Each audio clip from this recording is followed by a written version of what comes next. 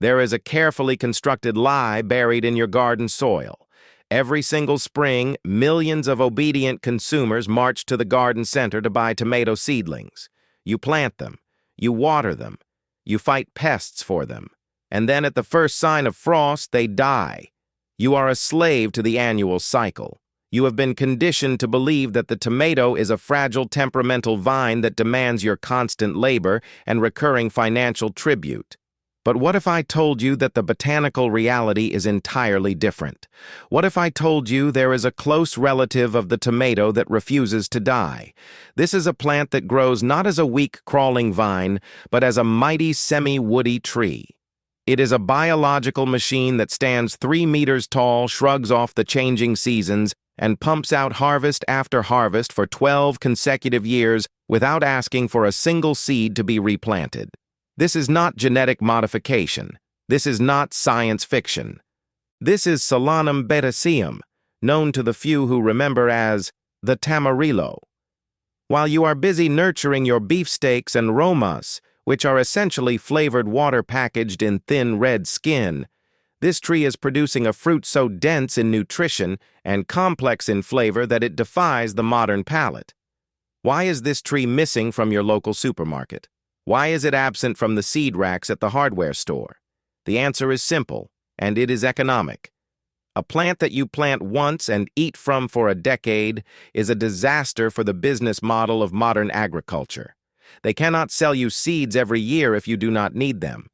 They cannot sell you specialized fertilizers for delicate vines if you are growing a timber-hard tree that thrives on neglect.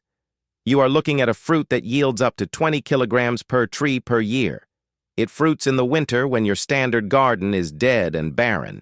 It stores for months. It is the ultimate survival crop. And yet modern society treats it like an ornamental oddity or ignores it entirely. This is the paradox. The most valuable food source is the one they made you forget. To understand the true power of this plant, we must ascend. We must leave the comfortable irrigated valleys of modern agriculture and climb 2,000 meters into the mist-shrouded peaks of the Andes. Long before the first European ship cast its shadow on the shores of South America, the indigenous people of the cloud forests held a secret. While the coastal tribes cultivated the fragile ancestors of the common tomato in the warmth of the lowlands, the Inca engineers and the mountain tribes needed something else. They needed a crop that possessed the spirit of the mountain itself. They called it the tomate de arbol, the tree tomato. This was not a snack. It was a pillar of food security. In the high altitudes of Peru, Ecuador, and Colombia, the weather is unforgiving. Frosts bite without warning, and the sun burns through the thin atmosphere. The standard tomato Solanum, like a persicum, would wither and die in days under these conditions. But the Tamarillo stood firm. It was the guardian of the hearth, growing in the backyard gardens of adobe homes, offering fresh fruit when the grain stores were running low. Archaeological evidence and botanical records suggest this plant has been serving humanity for centuries, perhaps millennia, in silence. It was the lost crop of the Incas, overshadowed by the global explosion of maize and potatoes. When the Spanish conquistadors arrived, they were looking for gold and commodities that could be easily shipped and grown in the Mediterranean heat. They took the common tomato, the potato, and the chili pepper. They left the tree tomato behind in the clouds. Why was it left behind? Perhaps because it commanded too much respect. It was not a crop for vast, flat monocultures. It was a companion plant, a semi-wild creature that preferred the cool, stable temperatures of the high tropics. It was food for the locals, not a commodity for the empire. By ignoring it, the West lost access to a genetic lineage that had mastered the art of survival. We traded resilience for convenience. We traded a 12-year provider for a 3-month vine. The ancient wisdom was simple: plant what endures. We, in our modern arrogance, decided to plant what is easy. Walk into the produce section of any major supermarket chain. You are surrounded by an illusion of choice. In reality, You are looking at a curated selection of botanical compliance. Every fruit and vegetable on those shelves has earned its place not by flavor, not by nutrition, but by its ability to survive the brutality of the global supply chain. This is where the Tamarillo was sentenced to death by obscurity. The modern food industry operates on a single ruthless principle called shelf stability. The commercial tomato has been genetically bullied into becoming a red tennis ball. It is harvested green, gassed with ethylene to simulate ripeness and designed to withstand being dropped into crates and driven 3,000 miles. The Tamarillo refuses to play this game. Its skin is bitter, a natural protective wrapper that demands to be peeled or scooped out. It bruises if treated with disrespect. To a logistics manager, this fruit is a nightmare. It requires an educated consumer, and the industry prefers to keep you ignorant and lazy. They claim it is too difficult to eat.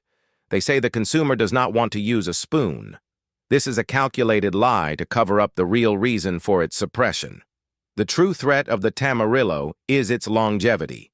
The agricultural economy is built on planned obsolescence. It relies on the annual cycle of death and repurchase.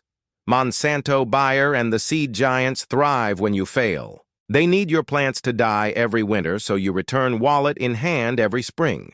A tree that produces food for 12 years is financial suicide for a garden center. Imagine if you bought a car that ran for 12 years without needing gas or repairs. The oil companies and mechanics would ban it. That is exactly what happened here. The Tamarillo is an off-grid generator in a world addicted to the power grid. It does not fit the business model of dependency. By keeping this plant off the shelves, they keep you dependent on their weak, annual, high-maintenance crops. They did not just forget the Tamarillo. They buried it because independence is bad for business. Let us strip away the narrative and examine the biochemistry. When you analyze a standard commercial tomato under a spectroscope, the results are underwhelming. A hothouse tomato is approximately 95% water. It is a hydration vessel with trace amounts of lycopene. The Tamarillo Solanum betaceum operates on a completely different biological tier. It is not just a fruit. It is a dense capsule of survival energy. The first distinction lies in the density of the cellular structure.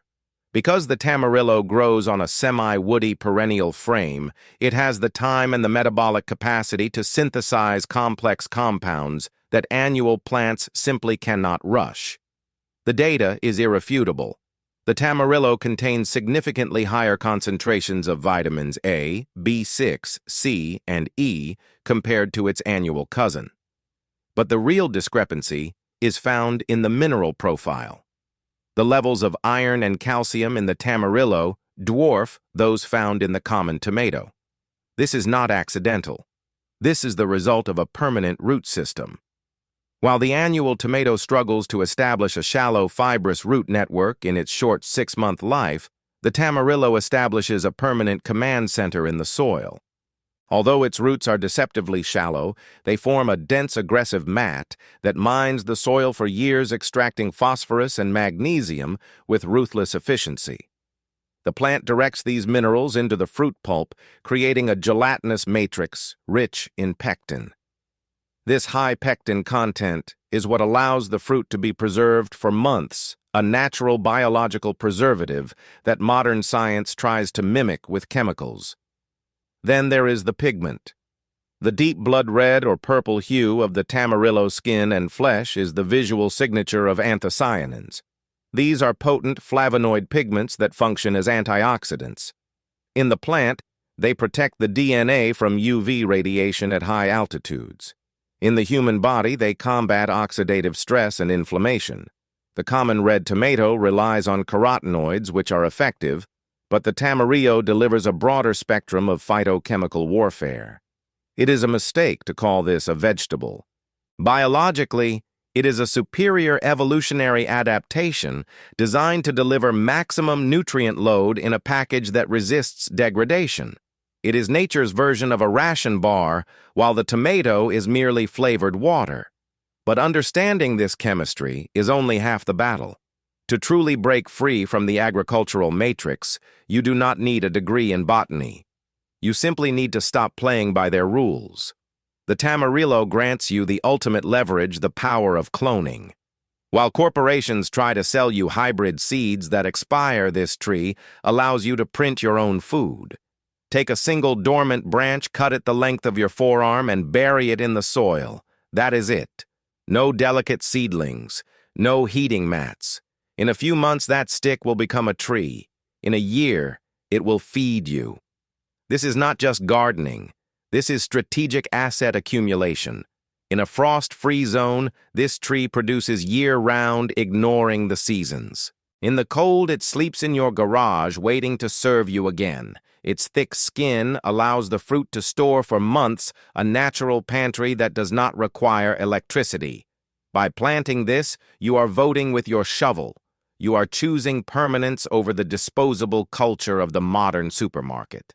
The industrial machine relies on your dependency. It fears your independence. Do not let this ancient wisdom fade into the mists of history again. If you believe in reclaiming the right to grow food that lasts, leave a like to help this truth bypass the suppression. Share this archive with a neighbor who is ready to wake up. And to uncover more secrets from the lost vault, subscribe to the Ancestral Garden. The empty space in your yard is waiting.